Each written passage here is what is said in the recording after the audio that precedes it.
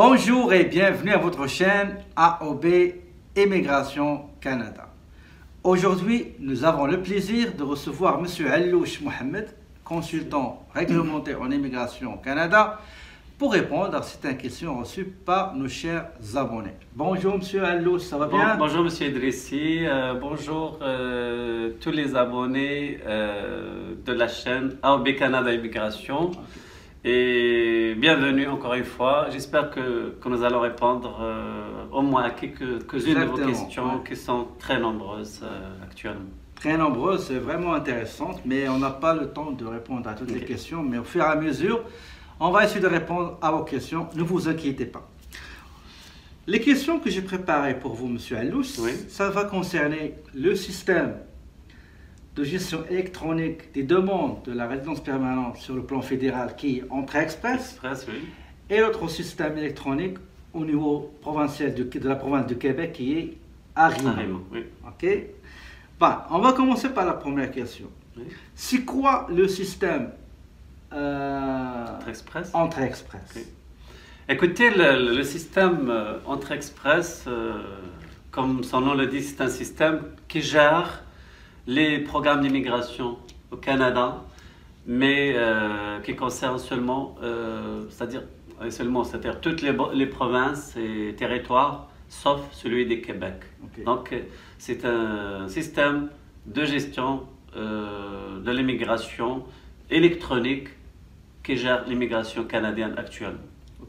Est-ce que vous pouvez nous dire un petit peu combien de programmes il y en a dans l'Entrée Express? Oui, dans le programme, donc plus précisément, il gère 4 types de programmes, à savoir le programme des travailleurs qualifiés fédéral, le programme des travailleurs des métiers spécialisés fédéral. La troisième catégorie, c'est la catégorie CEC, c'est-à-dire la catégorie de l'expérience canadienne. Et enfin, le programme PCP, qui veut dire le programme des candidats des provinces. Des provinces, ok. Deuxième question, M. Allouch.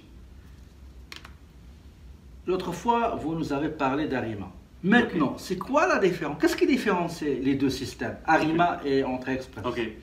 Écoutez, l'Entrée Express, donc, comme je disais auparavant, ça traite tous les dossiers d'immigration les gens, c'est-à-dire qui veulent s'installer au Canada, mais pas au Québec. Donc, tous les gens qui sont intéressés d'aller, qu'ils soient par exemple Saskatchewan, l'Alberta, Saskatchewan, Nouvelle-Écosse, Nouveau-Brunswick, etc. Donc, ces gens-là, ils doivent obligatoirement passer par l'Entrée Express. Les gens qui sont intéressés par la province du Québec n'ont pas le choix que de passer par le système Arima. Donc c'est Arima qui gère les gens qui veulent venir ici au Québec et qui sont nombreux, donc les Africains en général, les pays francophones, des Maghrébins, etc. Donc il y en a beaucoup qui viennent au Québec, mais de plus en plus, aujourd'hui, il y a aussi beaucoup de gens qui vont aller dans les autres provinces. Est-ce qu'il y a une différence entre les délais, par exemple? Écoutez, pour les délais, lorsqu'on parle de l'Entrée Express, le délai, on ne peut jamais le savoir à l'avance. C'est-à-dire au moment où on dépose notre dossier ou notre profil dans l'Entrée Express, on ne sait pas quand est-ce qu'on pourrait être sélectionné ou repêché dans le bassin. Mais une fois on est sélectionné, c'est-à-dire repêché dans le système, là, le délai, ça devient, on donne un délai de 60 jours pour réunir tous les documents justificatifs des informations qu'on avait au début saisies dans le système. Et après ça, ça prend 3 à 6 mois pour le processus global pour avoir sa résidence permanente. Et pour Arima? Pour Arima, aujourd'hui on parle d'Arima, mais malheureusement, c'est pas un système, c'est-à-dire le système ne fonctionne pas aujourd'hui. Il n'est pas, stable si vous voulez dire, mais aujourd'hui les gens qui sont repêchés, qui sont sélectionnés dans le système, c'est des gens qui ont été rejetés. C'est parmi les dossiers qui ont été rejetés auparavant. On parle de quelques milliers de dossiers qui ont été rejetés et qui avaient des diplômes. Rejetés, vous voulez dire les anciens dossiers On a fait qui ont été refusés. beaucoup Oui. de tabac. Exactement, Ok. exactement. Donc parmi ces dossiers-là, ils ont donné, c'est-à-dire une opportunité, une chance à ces gens-là Ouais. de s'inscrire dans le programme ARIMA. Et il y a beaucoup de gens qui ont été sélectionnés. Invité. C'est invité, oui. On leur a envoyé des invitations à présenter leur demande de CSQ. Et par la suite, donc, ils vont aller chercher leur résidence permanente. Ok. Et en ce qui concerne les langues, est-ce qu'il y a une différence? Oui, alors, oui, effectivement, c'est pertinent comme question. Pour les langues, au Québec, c'est-à-dire on donne beaucoup d'intérêt à la langue, au privilège à la langue française. Donc, les gens, vraiment, ils doivent passer le test de français. Ça, on en a parlé à plusieurs reprises. Donc, le TCFQ ou le TEFAC, le DAF, le DEF, etc., ils doivent avoir un minimum de B2. Donc, dans toute, pardon, Le 7. un niveau de 7, oui, sur l'échelle de notation québécoise.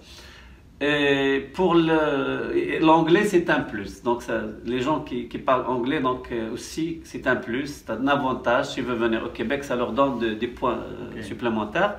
Mais par contre, au niveau de l'entrée express, on n'a pas une préférence pour le français en anglais. C'est l'une des langues, parce que le pays, le Canada, c'est un pays bilingue. Donc, si on maîtrise bien la langue française, on peut venir, c'est-à-dire on peut passer le test de français. On maîtrise la langue anglaise, on peut passer le test d'anglais qui est connu sous le nom le IELTS. On est bilingue, donc on a un grand avantage à passer les deux tests. Comme ça, on va aller chercher les points et du français et de l'anglais. Exactement. Ok. Est-ce qu'il est possible de déposer une déclaration d'intérêt pour les deux en même temps, ARIMA et Entrée Express? Oui, bien sûr que oui. C'est-à-dire c'est légal, c'est tout à fait, il n'y a pas d'incompatibilité. On peut présenter comment dirais-je, le dossier dans le système ARIMA, donc pour venir au Québec. Et en parallèle, on peut faire une demande à travers le système Entrée Express. Et d'habitude, moi je conseille les gens à le faire en plus. Les deux. Pourquoi? Exactement, exactement. Donc, comment dirais-je? Donc, on va aller chercher deux chances au lieu d'une. Donc, une fois, on est accepté dans l'un des systèmes, mais par contre, il faut informer l'autre volet comme quoi on est accepté pour qu'elle arrête le processus c'est-à-dire dans l'autre système. Ça veut dire quoi? Ça veut dire, c'est moi je suis accepté dans l'entrée express, je dois informer, je dois annuler c'est-à-dire mon profil dans le système ARIMA et vice-versa. Okay. D'accord? Une autre question, M. Allouche. Supposons, admettons, moi, j'ai décidé d'aller Entrée Express ou ARIMA. Avant d'entamer les démarches, est-ce qu'il y a un moyen de savoir quelle sera ma chance d'être accepté, d'être admis? Est-ce qu'il y a un moyen, avant même de toucher le système? Écoutez, oui, il y en a une façon de savoir. Parce que d'ailleurs, pour l'entrée express, avant qu'on présente notre profil, avant qu'on crée, c'est-à-dire, comment dirais-je, un profil entrée express, on peut faire ce qu'on appelle on peut aller chercher, faire une simulation. On va répondre à plusieurs questions sur l'âge, sur les diplômes, sur les études, sur les résultats, comment dirais-je, la maîtrise, le niveau de maîtrise de la langue française, l'anglais, etc. Si on a des enfants, si on a l'épouse, l'époux, etc. Et à la fin, c'est-à-dire du processus, le système va nous dire directement est-ce que vous êtes admissible à présenter le dossier dans l'entrée express ou pas. Et pour l'ARIMA, on peut le faire aussi, c'est-à-dire pour l'immigration au Québec. Il y a une grille d'évaluation. Donc, on va aller chercher un minimum de points. Ça dépend si on est célibataire, si on est marié, etc. Donc, il y a un minimum de points qu'il faut avoir pour pouvoir c'est-à-dire entrer le profil. Sinon, ça ne donnerait rien. Ça ne donnerait pas grand-chose. C'est-à-dire, si on n'a pas assez de... on n'a pas comment dirais-je, on n'a pas un minimum requis de points, on ne peut pas aller déposer le dossier parce qu'il n'y aura pas une sélection après ça. Et une autre question. Admettons, j'étais convaincu que je serais admis. Ok. Qu'est-ce que vous conseillez les gens en tant que consultant expérimenté? Ok. Quelles sont les premières choses à faire une fois que vous avez l'idée, ça y est, moi je serai admis, mais quelles sont les choses qu'il doit faire? Ok. Mais d'habitude, c'est-à-dire avant de commencer ou de rentrer son profil, qu'il soit dans Arima Entrée Express, Ouais. il y a des exigences ou des choses préalables qu'on doit faire, Accomplir, ouais. accomplir. La première des choses, c'est passer le test de langue. Alors, moi, si je veux, par exemple, faire Entrée Express, entrer mon profil dans Entrée Express, Ouais. je dois passer, par exemple, mon test de français, je dois avoir les résultats avant même de commencer la procédure. Remplir Exactement, le profil. Parce que dans le profil, lorsqu'on commence à remplir, il nous demande les résultats de, par exemple, l'expression écrite, Oui, on a eu c'est combien vrai. de points? Ouais. Et les Expression quatre compétences. écrite, Compréhension orale, écrite. compréhension Voilà, écrite. exactement. Expression écrite, expression orale. Le système nous demande la note qu'on a Exact. reçue, mais plus que ça, il nous demande quel type de test qu'on a passé, la date, l'institut ou l'organisme où on a passé le test, etc. Toutes ces informations, elles sont demandées dans le système. Mais excusez-moi, Oui. j'ai entendu parler qu'il y a des consultants, je ne sais pas, est-ce que vous êtes au courant? Oui. Les consultants, juste pour créer le profil et faire semblant comme quoi il a effectivement créé le profil pour son client, Ok. bah, ils prennent le minimum, Ok. et ils demandent à leur client d'aller. Écoutez, ce que c'est. ça, moi, c'est quelque chose que je ne conseille pas aux gens de faire, un et Ouais. deux, parce que c'est mauvaise, c'est pas une bonne pratique du tout, et c'est pas tellement honnête, parce que il y a beaucoup de gens qui n'arrivent pas, qui ne réussissent pas leur test. Ouais. C'est-à-dire, moi, si j'avance des résultats d'une personne, je ne sais même pas son niveau de français, demain, si je suis sélectionné, Ouais. et si l'immigration me demande les documents, preuves justificatifs des résultats de mon test, Ouais. si je ne les présente pas, ça peut être considéré comme une fausse déclaration. Et de deux, le système n'a jamais, c'est-à-dire la sélection ne sera pas confirmée. Donc, on parlait de test de français. La personne, c'est là aussi, c'est les bilingues. Il a les aptitudes langagières, etc. Il peut passer le test d'anglais aussi. Okay. D'accord? Et plus que ça, il y a un volet très important aussi, c'est la demande d'équivalence des diplômes. Okay, l'évaluation. Exactement. Il y a certains, donc en allant sur le site, vous allez voir qu'il y a un ensemble d'organismes qui sont autorisés, qui sont désignés par l'immigration et qui peuvent faire l'équivalence des diplômes. Il y en a beaucoup. Alors je peux parler le plus connu pour la région du Maghreb, on va plus avec le WES. Ouais. Parce que c'est un organisme qui répond assez, assez rapidement. Et qui connaît la réalité en plus. Ça ne coûte pas trop cher, etc. Et le délai aussi, c'est très important parce que lorsqu'on parle d'immigration, on pose toujours délai. Et ces gens-là, aux alentours de 2 mois, on a déjà un rapport, ce qu'on appelle un rapport d'équivalence. Et ce rapport d'équivalence, on doit le saisir dans le profil Entrée Express lorsqu'on est prêt, c'est-à-dire à soumettre notre demande.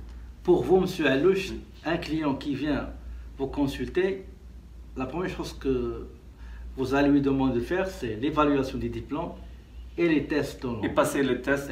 Le test français, c'est l'anglais, il passe les 2 tests. Ça, c'est pour l'Arima, pour l'Entrée Express. Pour Arima, au moins, c'est-à-dire, il doit passer le test de français. C'est l'anglais aussi, il peut le passer. Il y a quelque chose de très important. Là, je me rappelle d'autre chose, entre parenthèses. L'équivalence des diplômes dans Arima, c'est souhaitable, mais ce n'est pas nécessaire.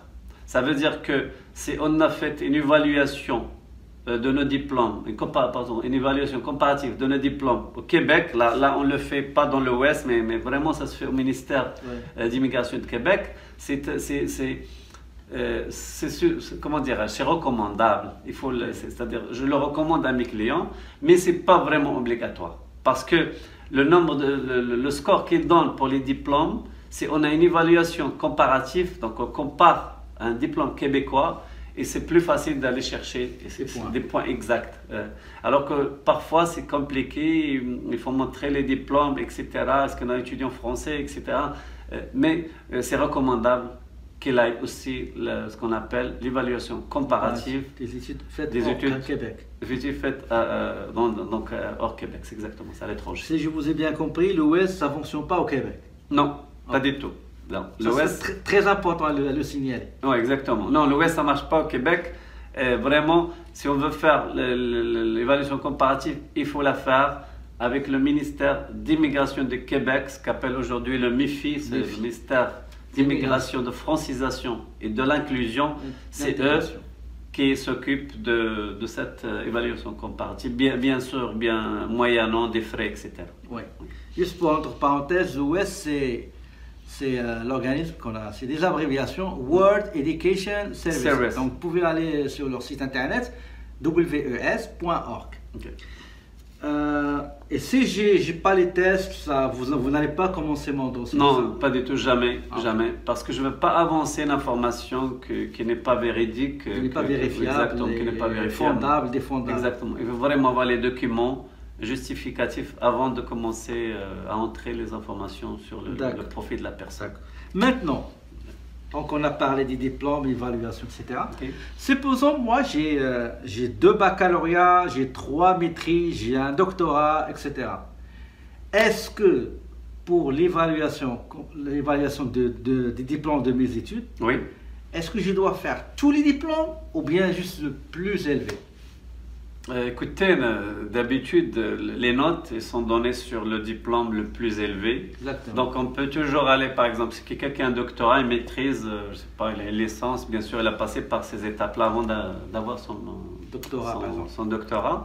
Le doctorat, donc ça peut donner directement les points pour la personne qui va faire son immigration.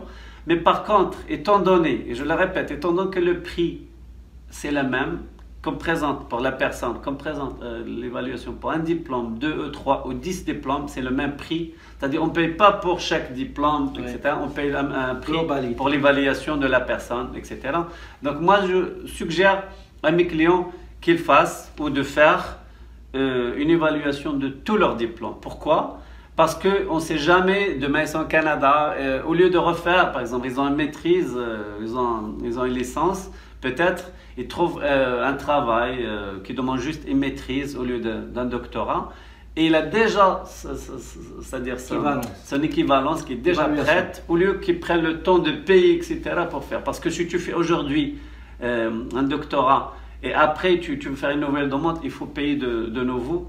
Moi, je suggère aux gens de faire, aux personnes qui sont intéressées par l'immigration, de faire toute l'évaluation de tous leurs diplômes, y compris le baccalauréat. Donc, et le bac, et c'est un bac plus 2, je ne sais pas, et c'est un bac plus 3, c'est une maîtrise.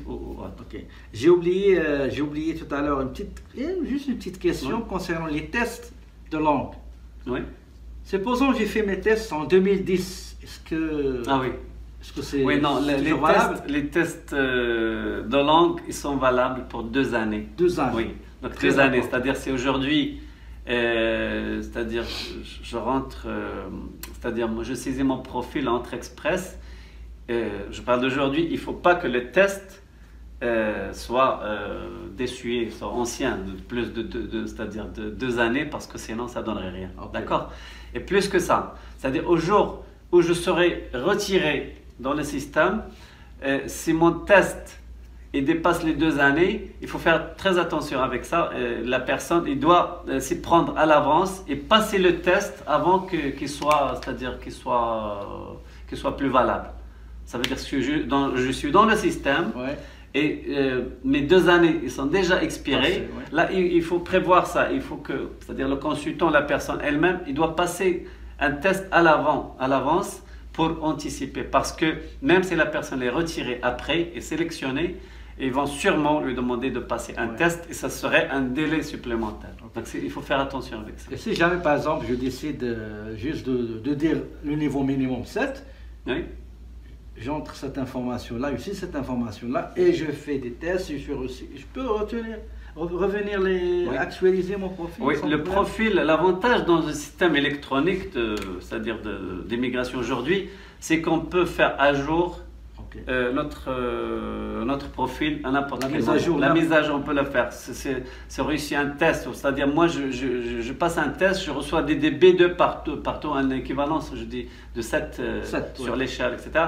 Moi je sais que je suis capable de chercher plus de points, un score supérieur. Je repasse mon test, j'obtiens un 8 ou un 9, etc.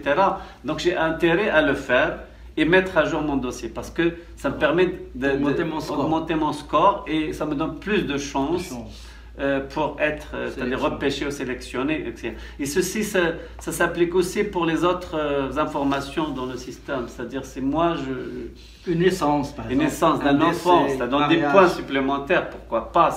Moi, j'étais toujours en formation et je reçois un diplôme. Une offre d'emploi. Exactement. Je reçois une offre d'emploi.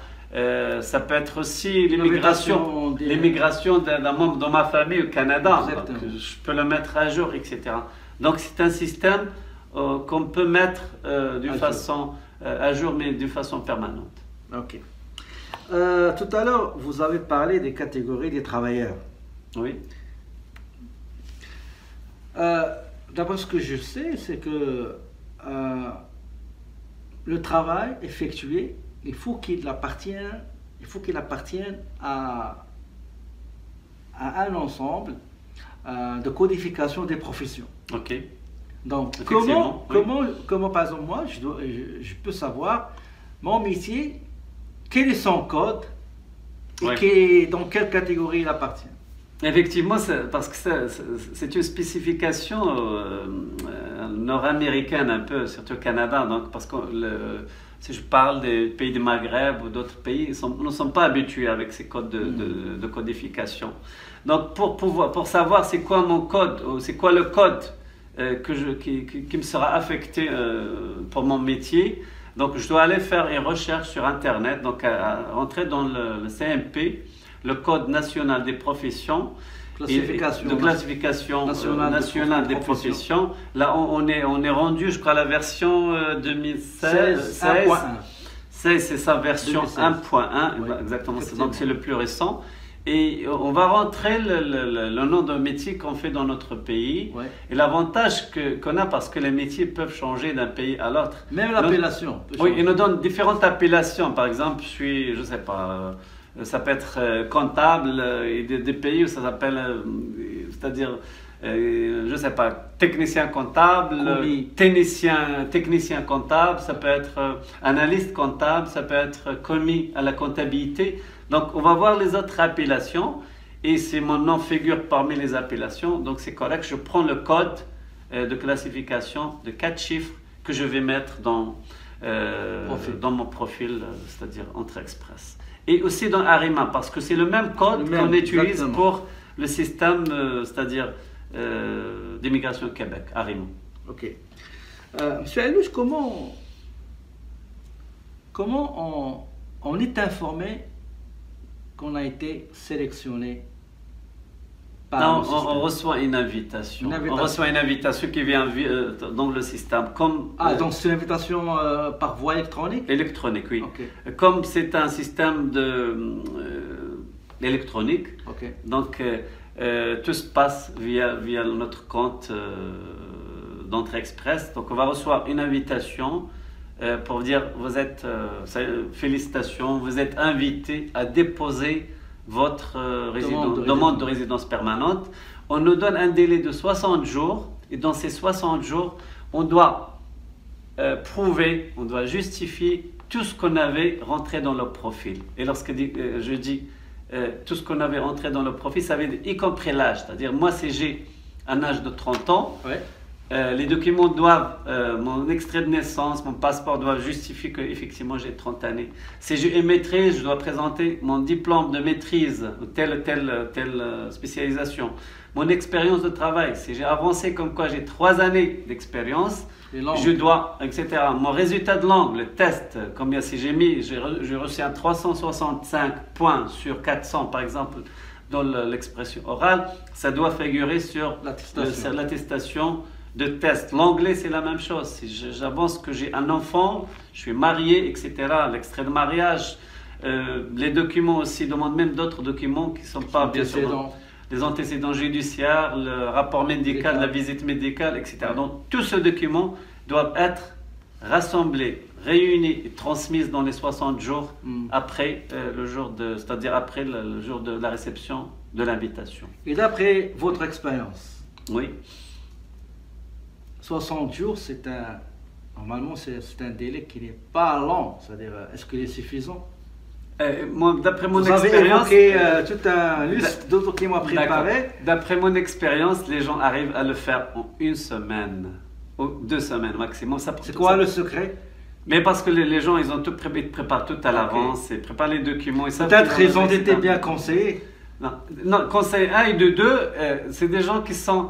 Parce qu'on connaît d'avance, on dit voilà, parce que moi, avant de rentrer le profil d'un candidat, je m'assure, j'ai déjà les documents. Voilà, c'est ça ce qu'on cherche, le côté pratique. Exactement. Qu'est-ce que vous faites pour que vos clients préparent tous les documents même avant le délai imparti? Exactement, on parlait c'est-à-dire de l'équivalent des diplômes, le test de langue, etc. On sait, mais d'habitude, les antécédents, attention, faire attention avec ça, parce que si je demande au début les antécédents, par exemple, dans la plupart des pays, ça prend 3 mois. Je ne le demande pas ça au début, parce que si la personne n'est pas sélectionnée dans les 3 mois, le document n'est plus valable. Mais d'autant plus que dans les pays, dans tous les pays aujourd'hui, ce document-là, on peut l'avoir rapidement. Ça prend quelques jours. 10 jours. 10 jours peut-être. Dans certains pays, on peut l'avoir même dans la journée. Ça dépend des pays aussi. Donc, on prépare tous les documents. On fait les traductions des documents. Par exemple, les certificats de mariage, tout ce qui est... comment dirais-je? Tout ce qui est à traduire. Les autres documents, on les connaît à l'avance parce que lorsqu'on a fait le profil, on a tous les documents devant nous. Et c'est les mêmes documents qui vont être demandés plus tard. Il y a une seule chose pour laquelle, au niveau de la rentrée, je parle plus de la rentrée express, il faut faire très attention avec ça, c'est les ressources financières. Les ressources financières, pour un individu, parce qu'on demande aussi l'état de banque, c'est-à-dire les moyens financiers. Les preuves de fonds. Les preuves de fonds, et ce n'est pas les preuves de fonds, ce n'est pas lorsqu'on est invité qu'on va aller à la banque déposer un argent, non. Et demande aussi 6 mois, c'est-à-dire les relevés pour les 6 derniers mois, etc. Il faut montrer que cet argent, on l'avait il y a 6 mois auparavant. D'accord, c'est important, hein. C'est, pour l'entrée express, c'est un peu quand même, c'est des sommes assez élevées. Hein. 12 000, on parle de 12 000, pour une seule personne, on parle de 12 000 $, presque 13 000 $ qu'on doit avoir gardé dans notre compte bancaire au moment où on a fait, c'est-à-dire on a commencé le processus. Si on a des enfants, ça augmente, donc ça peut aller 20 000 facilement, 20 000 $. Oui. Mais il y a un petit problème que j'ai rencontré chez des gens, c'est qu'ils vont vous dire par exemple, mais ça sert à quoi je vais aller gaspiller de l'argent, faire l'évaluation, les tests, traduire tous mes documents, alors que je ne sais même pas est-ce que je vais recevoir une invitation. Il y a des gens qui pensent comme ça. Okay. Ils vont dire, écoutez, je vais attendre. S'ils m'envoient une invitation, à ce moment-là, je vais courir pour ramasser tous les documents requis. Mais écoutez, ça dépend... Qu'est-ce que vous conseillez ces gens-là? Mais moi, une fois je fais l'évaluation d'un dossier à l'avance. C'est pas garanti, c'est jamais garanti, mais on a une grande, c'est-à-dire une grande, comment dirais-je, on sait que la personne a de grandes chances pour être sélectionnée. Ça veut dire lorsque je suis devant un couple, un jeune couple qui ont des diplômes supérieurs, qui parlent bien de langue, qui ont un enfant ou 2 enfants, qui travaillent, etc. Moi, j'ai presque la certitude que leur dossier va être accepté dans l'un ou dans l'autre des systèmes. Okay. Lorsque on a, c'est-à-dire un peu, c'est difficile, c'est lorsqu'on tombe sur des personnes qui ont pas des diplômes assez élevés, d'une part, mais aussi leur niveau de langue, il est comme moyen. C'est là qu'il faut travailler sur le dossier. C'est là qu'intervient c'est-à-dire nos conseils. Il faut vraiment conseiller ces gens-là à améliorer leur dossier, etc. Et pour les présenter de la meilleure façon, dans un délai peut-être proche ou à court ou à moyen terme.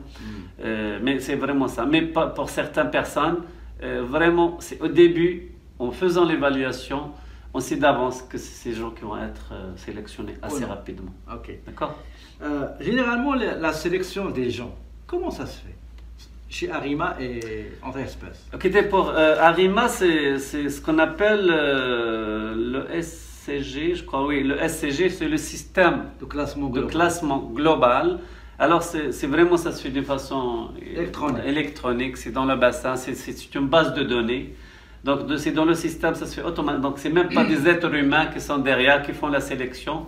On est dans un bassin, une base de données, et le système va aller chercher des gens selon leur score. Par exemple, je parle toujours des systèmes Entrée Express. Par exemple, aujourd'hui, on va faire un tirage, un quota de 1000 personnes. Donc, on va aller chercher les meilleures personnes au dossier qui ont le meilleur score. Par exemple, les gens qui ont, je dis n'importe quoi, par exemple, un exemple de 700 points, ils vont aller chercher ceux qui ont 700 points. Par exemple, on trouve 300, ils vont descendre 650 jusqu'à aller chercher les 1000 dossiers dont ils ont besoin. Et ils descendent, vous allez poser la question jusqu'à quel score ils peuvent descendre. Écoutez, il n'y a pas de minimum. Il n'y a pas de minimum, mais ça dépend des scores qui sont dans le bassin. Par exemple, je dis un scénario où, par exemple, il n'y a personne qui a 500 dans le bassin. Dans ce cas-là, peut-être ils vont aller chercher, des gens qui ont des 450, 440, 430, pourquoi pas. Ils vont même aller puiser. J'ai vu même les 300. Puiser peut-être, oui. Puiser dans des scores qui sont vraiment sont trop bas, oui. Parce qu'ils ont besoin des gens pour faire l'immigration. Oui. D'accord. Mais il y a une chose à savoir aussi, c'est-à-dire, c'est pas le premier dossier, comment dirais-je, le premier entrée, le premier servi, non, pas du tout. Ouais. Ça, c'était avant ça. Ça, c'était avant parce qu'on traitait les dossiers version papier. Au fur et à mesure. Exactement. Mais aujourd'hui, c'est pour ça qu'ils ils ont fait déjà la sélection, ils ont pris les 600, les 700, etc. Aujourd'hui, il y a de nouveaux profils qui arrivent, etc. Le prochain tirage, ils vont commencer par ces gens-là, même s'ils viennent de déposer parce que leur score il est supérieur à la moyenne de ce qui est dans le bassin. Au niveau d'Arima, c'est un peu le même système, donc c'est un système qu'on va calquer parce qu'il y a peut-être des abonnés qui vont se poser la question aujourd'hui, Arima, est-ce que ça fonctionne ou pas encore? Longue histoire. Non, la réponse est oui et non. Pourquoi oui et non? Parce qu'ils vont aller chercher des gens qui étaient au Québec, déjà au Canada, qui ont des diplômes de Canada. C'est en cours de traitement, ces gens-là. Mais pour les gens qui habitent à l'étranger, donc des travailleurs qualifiés étrangers qui ont déposé leur dossier dans le système Arima, on n'a pas eu encore, même pas le premier tirage n'est pas encore fait. Ah oui? Okay, il n'est pas encore fait. Tous les tirages et les invitations envoyées, c'est juste pour les dossiers, des anciens dossiers. Exactement. Qui figurent parmi les 18 000 qui ont été annulés. Exactement. Et on a pris ces gens-là, on n'a même pas fini avec eux. C'est ça? Exactement. C'est vraiment, c'est parmi ces dossiers-là pour lesquels on avait donné une chance de s'inscrire dans le système Arima, qui ont été assez rapidement, d'ailleurs rapidement sélectionnés. Moi j'ai des cas où c'est même pas une semaine qu'ils ont été pris dans le système. Dès qu'ils ont finalisé comment dirais-je, ils ont déposé leur dossier, leur profil, ils ont été rapidement, on a envoyé des lettres pour présenter la déclaration, confirmer les informations, etc. Pour préparer les documents après pour aller chercher leur CSQ. Donc, les travailleurs qualifiés qui ont un profil Arima et qui n'ont jamais été au Canada, qui n'ont jamais eu de diplôme ici au Québec, ne sont pas encore. Il n'y a eu aucun tirage, aucune sélection, aucun repêchage. Et on parle de premier tirage qui va se faire vers le mois de février ou mars 2020. 2080 ou 20? Non, c'est 2020, mais ce n'est pas officiel. Hein. Vraiment, ne prenez pas sur parole parce que moi, c'est vraiment, on a entendu, c'est des informations, c'est dans les couloirs, mais on parle de février à mars qu'on va aller chercher le premier quota. Les gens pour soit Arima, soit Entrée Express, qui seront sélectionnés, et on va leur envoyer une invitation pour préparer leur demande de résidence permanente entre Express ou bien le CSQ pour Québec. Oui. Est-ce que c'est tout, est-ce qu'on les informe via le système, c'est-à-dire on va envoyer une invitation dans leur compte, Oui, oui. ou bien les deux, envoi électronique et papier? Alors, on oublie la version papier aujourd'hui Ok. parce que ça n'existe plus. Donc, ça a été aboli. Et maintenant, les informations, les lettres, toutes les communications se font via le compte et le courriel. Parce qu'une fois on dépose, on fait une mise à jour dans le système, dans le compte de la personne, on envoie un courriel pour dire vous avez un nouveau message dans votre compte. C'est juste pour avertir comme quoi la personne, parce que les gens ne rentrent pas dans leur compte quotidiennement. Donc au moins il y a un courriel. J'espère qu'il on a lié, c'est comme on a fait une liaison entre le compte et le courriel, l'adresse courriel. Le courriel, parce qu'il n'y a pas beaucoup de monde qui sait ce que c'est le courriel. Le courriel, c'est email. Oui, c'est au Québec, c'est l'adresse email. C'est au Québec, on dit courriel, c'est-à-dire courrier électronique. Oui, c'est ça. C'est juste une email, ok. Donc c'est courriel. Mais c'est juste, il faut. Il y a beaucoup de gens à l'extérieur du Canada, quand je dis courriel, ils ne savent pas c'est quoi le courriel. C'est l'adresse email. Mais c'est email. C'est l'adresse email, ok. Il faut juste, moi j'attire l'attention des gens, c'est très très important. Moi je les invite, s'ils déposent leur dossier eux-mêmes, s'ils créent leur compte eux-mêmes, je les invite à aller assez régulièrement consulter leur compte, parce que ce que se peut, et ça s'est passé pour plusieurs fois auparavant, c'est que on peut envoyer un courriel pour vous informer qu'il y a du nouveau dans votre compte, et ce courriel ou cet email, il peut tomber dans le courriel indésirable, il peut tomber dans le spam.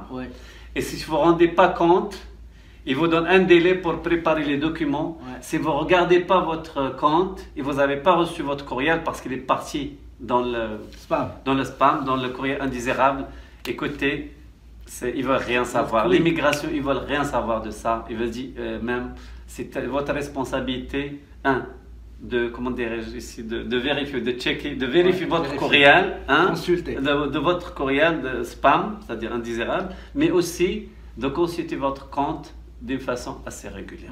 Voilà. Justement pour ce qui concerne le lieu d'invitation, le lieu d'envoi des invitations pour vos clients. Est-ce que vous avez un compte spécial dans lequel vous allez recevoir les invitations de tous vos clients, ou bien chaque client vous allez créer un compte? Non, on a un compte Arima Entrée Express. C'est-à-dire si on est pour l'entrée express, on a un compte avec l'immigration où on peut faire toutes sortes de demandes dans le même système, que ce soit l'entrée express, que ce soit des demandes de visa, les permis d'études, le permis de travail. Donc tout se passe dans le système et on reçoit, c'est-à-dire toute l'information dans un même compte. C'est la même chose pour Arima aussi. Il faut que le client nous donne ce qu'on appelle un mandat de représentation pour qu'on puisse accéder et créer conjointement un compte pour le client. Et une fois on a ce mandat de représentation ou qu'on appelle aussi procuration, là on peut accéder à toutes les informations du client. Et dans ce cas, c'est notre rôle d'informer le client et de faire le suivi, parce que le client n'a pas accès à ces comptes, ces deux comptes-là. Il n'a pas accès. Mais j'ai une autre question, c'est que supposons ça c'est le compte de votre client qui est dans, c'est-à-dire votre compte, il va contenir tous les clients pour lesquels vous allez déposer des profits. Et on a dit tout à l'heure que chaque compte, il est relié à un email. Ça veut dire que l'invitation qui sera logée dans le compte électronique est envoyée en même temps vers un courriel. Le courriel, ça sera le vôtre. Donc le client ne reçoit jamais dans son email parce qu'une fois on a la procuration, c'est notre courriel, c'est vraiment le courriel de l'avocat, du consultant, on ne fonctionne pas avec deux courriels différents. Une fois on a la procuration, ça veut dire moi je représente le client il est tranquille, moi je lui donne l'information, j'ai besoin des documents, etc. Mais c'est moi c'est moi qui est l'interlocuteur avec l'immigration, qu'il soit pour l'entrée express ou pour l'arrivée. Donc, ce n'est pas le client. Vraiment, c'est mon courriel personnel, professionnel, que j'utilise pour tous mes clients, pour toutes mes questions, qu'ils soient volés Québec ou fédéral. Dans ce cas-là, c'est jamais le client, le consultant est débordé par le travail, il a omis d'informer son client. Mais non, mais parce que dans le système, on peut accéder à n'importe quel moment, on peut regarder s'il y a du nouveau, etc. On reçoit des courriels, etc. Okay. C'est pas une excuse qu'on soit débordé ou pas, non. Il faut vraiment être à la hauteur. Professionnel. Exactement, répondre à toutes, etc. Et demander tous les documents. Mais de son côté, le client, il doit être honnête, il veut donner la bonne information qu'on va saisir dans le profil. Comme ça, après, on n'aura pas de problème parce que sinon, ça ne coïncide pas les informations qu'on rentre dans le système au départ versus les documents qu'on va préparer après. Et il y a un risque que la personne ne soit pas autorisée à présenter sa résidence permanente par la suite. Et pire que ça, la personne peut être même, comment dirais-je, faire une déclaration, comme une fausse déclaration, elle n'a pas donné la bonne information. Et ça peut avoir des conséquences néfastes par la suite. Okay. Voilà. C'est pour ça que toujours je dis aux gens qui me demandent à propos des consultants, cherchez un consultant qui est autorisé, professionnel, correct, honnête et compétent. Dernière question. Okay. Supposons, j'ai reçu une invitation, vous savez que mon dossier sera accepté. Okay. Mais après, j'ai reçu une autre lettre comme quoi c'est le refus.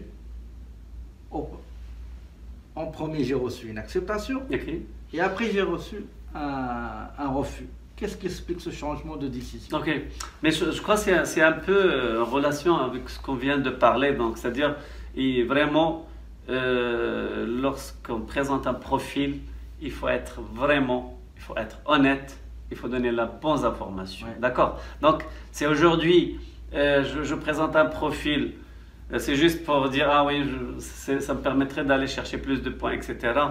Il faut vraiment dire la vérité, il ne faut pas mentir dans ces choses-là, parce qu'après, on va nous demander des pièces justificatives, des preuves documentées de toutes les informations qu'on a rentrées dans le système, y compris l'âge, y compris les diplômes, y compris la durée d'expérience de travail, les fonds, y compris les résultats de tests de français, d'anglais, etc., etc. Donc vraiment, il faut donner la bonne information. Comme ça, après, on pourrait justifier ça. Ça va être facile parce que c'est exactement ce qu'on avait informé au départ. Donc, comme ça, on évite tous les problèmes dans le futur. Voilà.